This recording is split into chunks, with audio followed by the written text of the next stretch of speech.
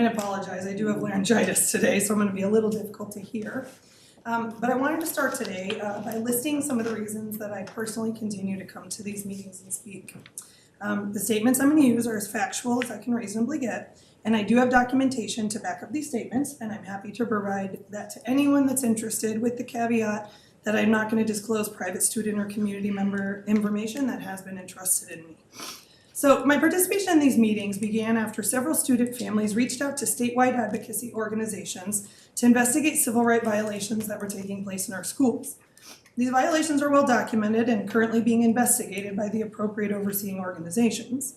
But the reason that these families had to ask help from that state organization is because our district was not helping them. That was 9 months ago, and as of today, this board has yet to address these civil rights violations or engage any of those families. Given my expertise in pediatric mental health, I began to explore the circumstances surrounding those events to see if maybe I could identify places I could help our district improve in these areas. I have sent many emails to the members here and school administration and extended olive branches to try and work together for the benefit of the students. These have all been ignored. Through my advocacy at the meetings, many teachers, students, families, and community members have reached out to me about other issues that were also ignored. That's how I found out that Morton teachers have been bringing new studies, program ideas to the administration for years, not just about bullying and discrimination, but AP classes, class structure, college preparedness, and are typically ignored and told, well, this is the way we're doing things and that's just fine.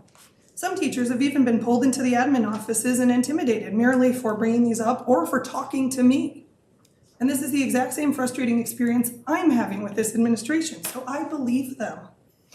Now, I've been coming to these board meetings for almost a year now, and in that time, I've seen this board introduce and enact 3 new pieces of policy. They changed the email policy to encourage not using it for personal use. They've changed the public speaking policy to make it as difficult and discriminatory as possible for community members to voice their opinions. And if you don't think it's discriminatory, Dr. Cross was pretty darn late to his board meeting, and he still got to not only talk but vote. But if I'm 1 minute late, I don't get to talk at all. So please make that make sense. And then now they are systemically banning parents from coming up here and simply publicly pointing out the things the board's doing. Tonight they're voting on whether to ban Brian Groth from the school grounds.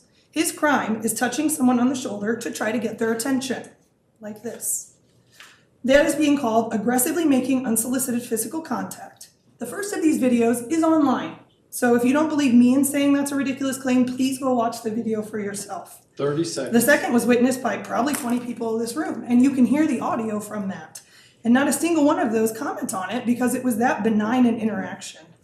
Banning him is completely inappropriate, so much so that it seems the board isn't even trying to hide the fact that's an abuse of power.